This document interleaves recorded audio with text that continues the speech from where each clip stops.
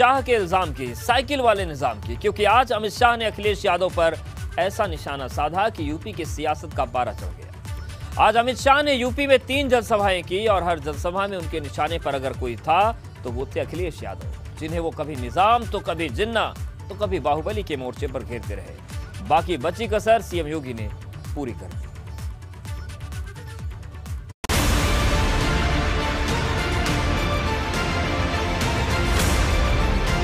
अखिलेश पर शाह का इल्जाम याद दिलाया सपा का निजाम।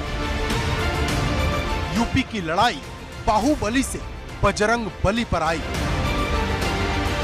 यूपी में फिर से जीत का परचम लहराने के लिए भाजपा ने अपनी पूरी ताकत लगा दी है और सबसे ज्यादा जोर अगर इस वक्त कोई लगा रहा है तो वो नाम है अमित शाह, जो न सिर्फ अखिलेश यादव को खुली चुनौती दे रहे हैं बल्कि हर मंच से हर जगह अपने विरोधियों को खुलकर ललकार रहे हैं। गुरुवार को अमित शाह ने समाजवादी पार्टी पर निजाम का ऐसा हमला बोला कि यूपी का सियासी पारा चढ़ गया। अखिलेश बाबू, आपका निजाम का मतलब शासन होता है। निजाम का मतलब क्या था? जरा उत्तर प्रदेश की जनता को सच सच बताइए। उनके निजाम का मतलब है एन से नसीमुद्दीन, आई से इमरान मसूद, जेड से आजम खान और एम से मुख्तार अंसारी। अमित शाह के निजाम वाले अटैक पर समाजवादी पार्टी कहती है कि शाह ने जितने भी नाम गिनाए उनमें आजम खान को छोड़कर सबसे उनका 36 का आंकड़ा है। ऐसे में ये सपा का निजाम भला कैसे हुआ? 2 आदमी जिनका नाम ले रहे हैं वो तो समाजवादी पार्टी के ही नहीं है। सपा बसपा के संघर्ष के दौर में बहुत सारे लोग हमारे कट्टर खिलाफ रहे हैं। वो परेशान हैं कि देश विकास की बात क्यों कर रहा है, रोजगार की बात क्यों कर रहा है, ये देश के लोग किसान अपनी परेशानी की बात क्यों कर रहा है, महिलाएं सुरक्षा क्यों मांग रही हैं। वो तो घुमा फिरा के चाहते कि हिंदू मुसलमान हो जाए।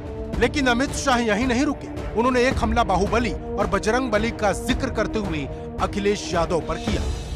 समाजवादी पार्टी की सरकार थी, हर जनपद में बाहुबली परेशान करते थे या नहीं करते थे?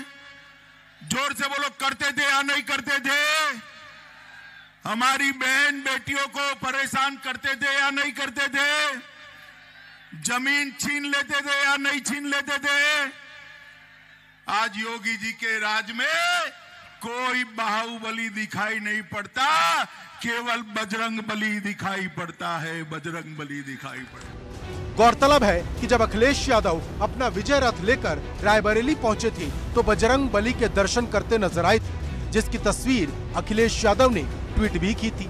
लेकिन अमित शाह पूरी रणनीति बनाकर आए थे। वो चुन चुन कर अखिलेश पर हमला कर रहे थे। मित्रों, ये पश्चिमी उत्तर प्रदेश पूरा गन्ने का प्रदेश। अब इनको तो गन्ना का नाम ही मालूम नहीं है। जिन्ना जिन्ना जिन्ना जिन्ना करते हैं। अरे भाई, जिन्ना का कोई काम नहीं है, वो पाकिस्तान चले गए थे। यहां पर गन्ने का काम है। अमित शाह ने गुरुवार को यूपी के 3 जिलों में जनसभा की। हर जगह से अखिलेश यादव पर सीधा निशाना साधा और भाजपा के लिए माहौल बनाया।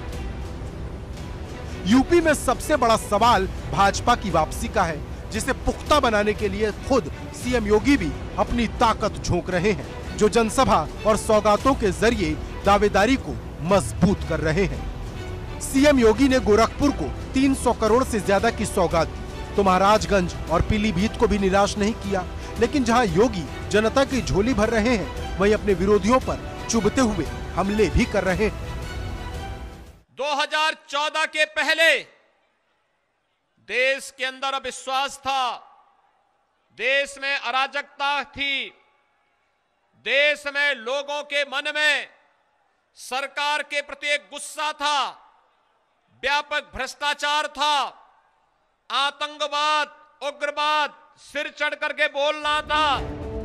2017 में भाजपा ने 325 सीटें जीती थी और अब 22 में भी भाजपा ने 300 पार का नारा दिया है। लेकिन सवाल बड़ा है कि क्या इस बार भाजपा की ये ख्वाहिश पूरी होगी?